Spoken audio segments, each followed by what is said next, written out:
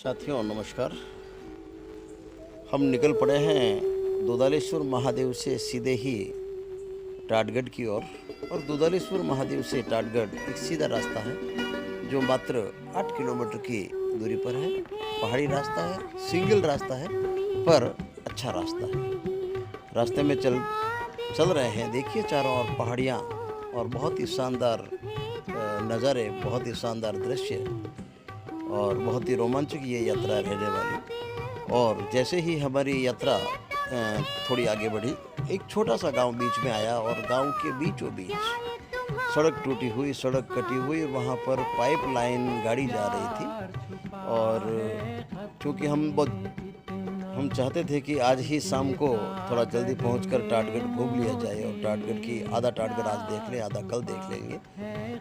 पर हमारी इच्छा के ऊपर ठीक है, हम चल सकते हैं, पर विधाता को कुछ और ही मंजूर है। रास्ते में एक गांव में जैसे ही हम पहुंचे, गांव की रोड कटी हुई, जेसीबी लगी हुई और रास्ता पूरा ब्लॉक, दोनों और गाड़ियां जाम लगी हुई और हम वहाँ पर फंस गए। और ऐसी स्थिति में हम कर भी क्या सकते थे। देखिए हम यहाँ पर रुके हुए हैं और मौका मुआयना करते हैं तो देखा कि पूरा पहुँचने पर मालूम पड़ा कि कम से कम 15-20 मिनट और लग जाएंगे।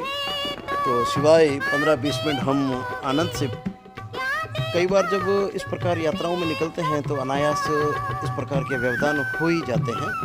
जैसे ही हम यहाँ पहुँचे, ये बड़ी पोल, एक छोटा सा गांव है टाटगढ़ से 2 किलोमीटर पहले। जैसे ही हमने देखा कि 15-20 मिनट लगेंगे तो एक पहाड़ी के ऊपर चढ़ गए और बहुत ही, जहाँ से पूरा आसपास का दृश्य दिखाई दिया और दूर दूर तक अरावली की पहाड़ियाँ, इस दृश्य का हम लोगों ने आनंद लिया। और जैसे ही लोगों ने हमें देखा, कुछ लोगों ने कि भाई हमारे साथ कुछ महिलाएं हैं और हम परेशान हो रहे हैं, टाइम भी लग रहा है, तो गांव के 1-2 सज्जन हमारे पास आए और हमारी काफ़ी मदद भी की।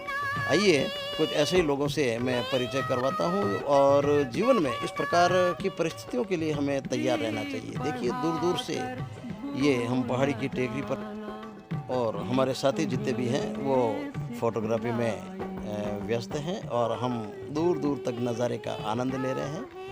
मौसम बहुत ही खुशनुमा हो रहा है, ठंडी ठंडी हवाएं और फुहारों के बीच में। और इस प्रकार की रुकावट का हमें कोई अंदेशा नहीं था। साथियों हम निकल पड़े हैं रावली टाटगढ़ दुधालेश्वर महादेव से अगली यात्रा, अगले पड़ाव पर हम निकले हैं टाटगढ़ के लिए। और टाटगढ़ जब हम जा रहे थे तो रास्ते में बड़ी पोल, एक छोटा सा गांव है, रास्ते में थोड़ा सा व्यवधान हुआ, पाइपलाइन खुद रही है। और पाइपलाइन खुद रही है तो निश्चित रूप से गाँव का काम है और हम भी रुके हुए 10 मिनट के लिए।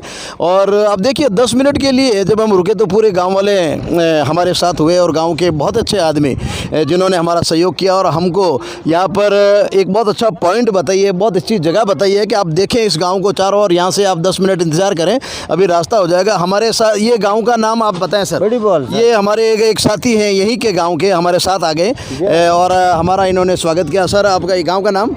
सर बड़ी बॉल है हमारे गांव का नाम। जी सर। अच्छा, आपका शुभ नाम सर? मेरा नाम किशन सिंह नाम है। अच्छा, किशन सिंह जी रावत राजा हैं आप? जी हाँ सर, रावत राजा है। किशन सिंह सुजान सिंह मेरा नाम है सर।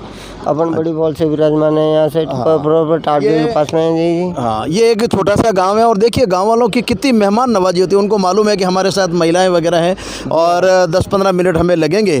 तो ये हमारे बिल्कुल पड़ोसी, बिल्कुल यहीं पर इनके मकान है, ये आए तुरंत हमारी परेशानी को देखते हुए और हम सभी को इनके घर चलने को कहा, महिलाओं को घर चलने के लिए कहा, चाय पानी का पूछा और टॉयलेट की व्यवस्था, जैसी भी यहाँ सुविधा है ये सारे मतलब गाँव के हमारे पास आए। और वास्तव में ये मेहमान नवाजी जो है ये हमारे यहाँ पर राजस्थान में ही देखने को मिलती है। सर आपका बहुत बहुत धन्यवाद, हमें आनंद आया आपके गांव के बारे में और कुछ बताइए। वेलकम सर, ये भी आपको वेलकम के लिए वो करता है। अच्छा, जी हाँ सर, बहुत बहुत धन्यवाद सर। तो यहाँ से ये टाटगढ़ कितना किलोमीटर है?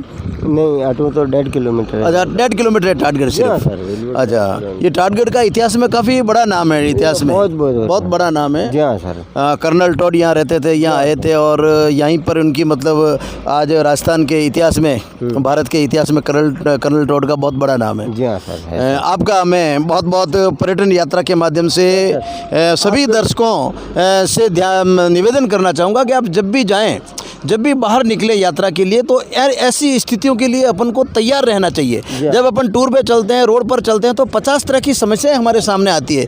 कभी गाड़ी ख़राब हो गई, कहीं जाम लग गया, कहीं रोड टूटी हुई मिल गई। तो इन स्थितियों के लिए अपन को मेंटली तैयार रहना चाहिए। और यदि आप मेंटली तैयार रहेंगे, थोड़ा सा पैसेंस रखेंगे, तो निश्चित रूप से वहाँ के लोग, वहाँ के जो निवासी हैं, वो हमें नज़रों से उठा लेंगे, हमारी सुविधाओं का ध्यान रखेंगे। तो इस सारी चीज़ों को मैं आपको इसलिए बता रहा हूँ क्योंकि हम पर्यटन यात्रा के माध्यम से जो भी साथी चलते हैं, तो कई बार अपन छोटी सी बात के लिए सड़क के ऊपर लड़ाई कर लेते हैं, छोटी सी बात के लिए अपना एक बहुत बड़ा टेंशन क्रिएट करते हैं और टेंशन के अंदर हमारी कोई बड़ी दुर्घटना हो जाती है। तो अपन को रोड के ऊपर किसी प्रकार का टेंशन नहीं लेना है और बड़े ही तन्मयता से, आराम से अपन को चलना है। आपका बहुत बहुत धन्यवाद सर, बहुत बहुत धन्यवाद। Okay sir.